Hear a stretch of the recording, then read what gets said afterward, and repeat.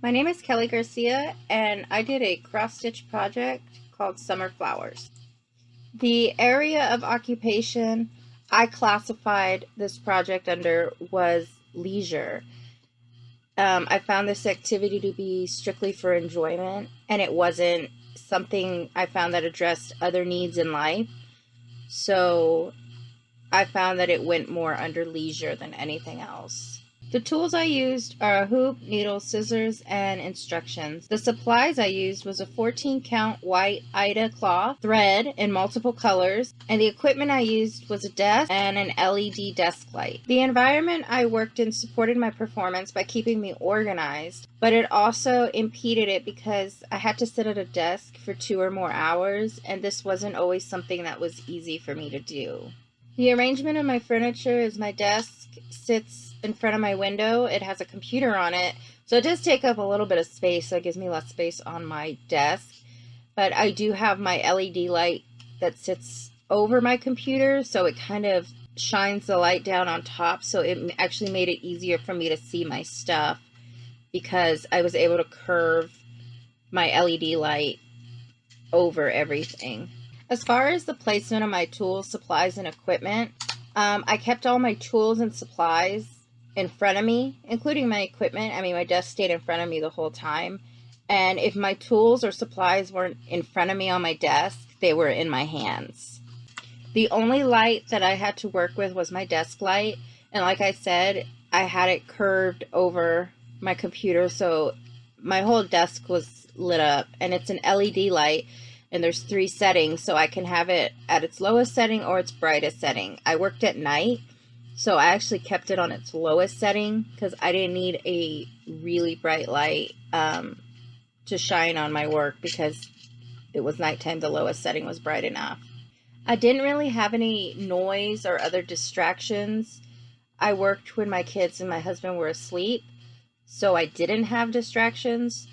So there really wasn't any noise unless I had like Netflix playing on in my headphones or something. I worked on this project on my own. Even though I do have aunts that know how to work on cross stitch, they live far away and I didn't have any of their numbers. Plus, I really wanted to learn this craft on my own. I had a greater sense of accomplishment knowing that I could teach myself to do it. As far as the typical rules and expectations involved in doing this, you had to make sure you had clean hands. I was always afraid I was going to stain the cloth because it's really white, and you have to keep the stitches in the same direction, and that's not easy to do, especially when you're doing a half cross stitch. I have to keep reminding myself to go in the same direction. You have to have consistent tension on the stitches, proper lighting. And you got to remember to take breaks. And this was important for me, especially for my body and my eyes, because you're constantly staring at these tiny little squares and counting, and it can really like strain the eyes.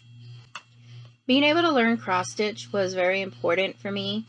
It did have a cultural meaning behind it and symbolic, because my aunts on my mom's side of the family, they can all cross stitch, and they always send my mom these most beautiful crafts, especially during Christmas time. And none of my cousins can cross stitch, and I really didn't want this kind of craft to just end with my aunts. And I want to be able to continue this and, you know, teach probably my kids how to do it one day. So the first step is to put the fabric in the hoop by loosening the net and positioning the inner ring and putting the fabric on top. Then you're going to press the outer ring down. The fabric gets pressed between the rings, and this will lock the fabric in place once you tighten the hoop by turning the net clockwise. The second step is that the thread will need to be cut in half to avoid tangling. I learned this the hard way. And you have to start at the center of the fabric. So once you cut your thread in half, you're going to start at the center of the fabric. So in this particular case, it asked us to start with the green thread, and each thread has 6 strands. So you need to pull 2 strands from the green thread and put about 2 inches of both of the strands together through the loop of the needle. Real quickly, as I'm going through the steps, I just want to say this is how you kind of figure out what color you're going to use. Here you see the numbers, and if you look at the thread, it shows you what number you're supposed to use, and you just match it up. It's just color coded, and that'll tell you which color you're supposed to use.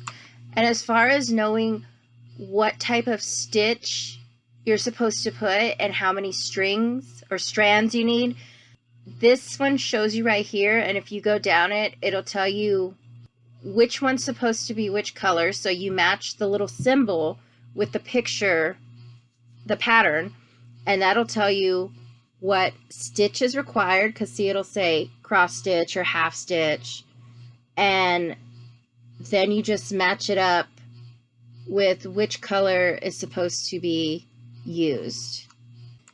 In the back of the fabric, put the needle through the bottom left square. Then put the needle through the top right square on the front of the fabric. Put the needle through the back of the fabric through the top left square, and then put the needle through the front of the fabric of the bottom right square. Pull tight. This is how you make a cross stitch. You're going to continue to do this, switching colors according to the color code. If you require a half stitch, put the needle through the back of the fabric at the bottom left square, and then put the needle through the top right square through the front of the fabric. And once you're finished with all your stitches and you're done, use the scissors to cut the extra fabric hanging off around the hoop. And then you can hang it if you want to, or you can take your fabric out of your hoop and frame it. It's really up to you. I had to work on this project for the first 2 weeks. Was only about 2 hours a week, 1 day a week, and this turned out not to be enough time, so I increased working on the craft 4 hours a week, and I broke that up into about 5 days throughout the week. I think there can be quite a bit of flexibility in this craft, and there's no timing. I moved around the fabric a lot. Sometimes I got tired of doing one design or working on like one particular flower, so I would move to another one. Except in the way you do your stitching, that you can't really be flexible on, because you have to keep them the same or the design won't come out correctly. But you can move around the fabric as long as you make sure you count the squares correctly. It doesn't matter what time of day you work on this particular occupation. I worked on it at night, and that was just so I wouldn't be distracted by my kids or my husband. I wanted to make sure I counted the right amount of squares for each stitch, and you had to really concentrate on this, because there was a few times I had to pull my stitches out because I counted wrong. So it was something that you have to concentrate.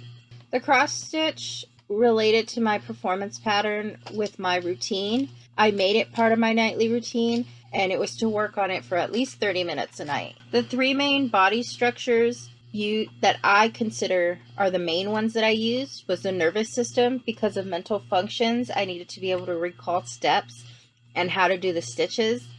The second one is eyes, ears, and related structures. Because of the visual functions, I needed to be able to see the small squares to count them and to put the thread through the needle. And the third one is movement. Because of neuromusculoskeletal and movement related functions, I needed to move my wrists and elbows a lot while I was putting the needle back and forth through the fabric. The 3 main body functions I considered I used was mental function, and it was the working memory, because you're having to do multiple steps and you have to remember them all at once.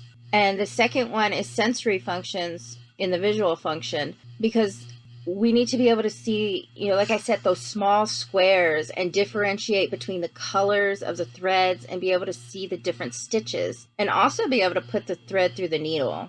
And the third one is the neuromusculoskeletal and movement related functions, because you need joint mobility. This project required me to have range of motion in my wrists, my fingers, and my elbows. The performance skills I found that were most important in this cross stitch project was grips, and this was important because you needed to be able to pinch the needle with your finger and pinch the thread as well. The second one is manipulates, and this was important because you have to be able to hold the hoop with one hand and then use your fingers on your opposite hand to push the needle through the thread and through the fabric. And the third one is flows, and this was important because to do cross stitch you have to have a smooth and fluid movement of your wrist and arms. And the fourth one is uses, and this is important because you need to use tools properly in order to make the pattern correctly.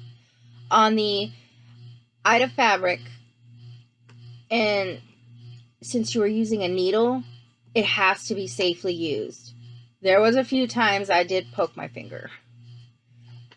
And the fifth one I found was sequence, and it's important because you need to do the steps in a certain order, especially when it requires so many cross stitches in an area of a certain color.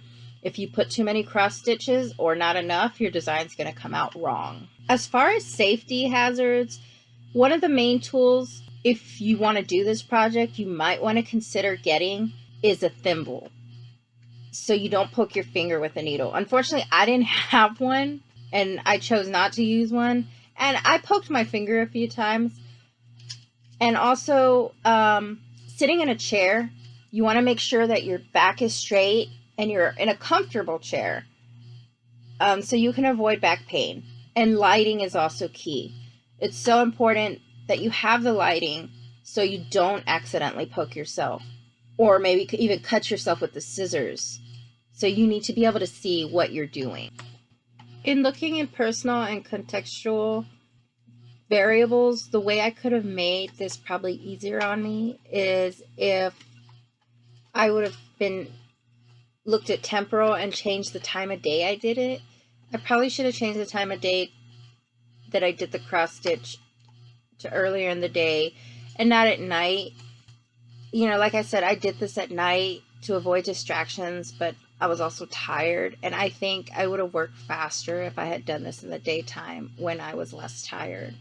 And as far as looking at personal and contextual variables as making it more challenging, I probably could have looked at the physical aspect and made the task more challenging by getting a pattern that had more detail, because the more detail, this would be more challenging.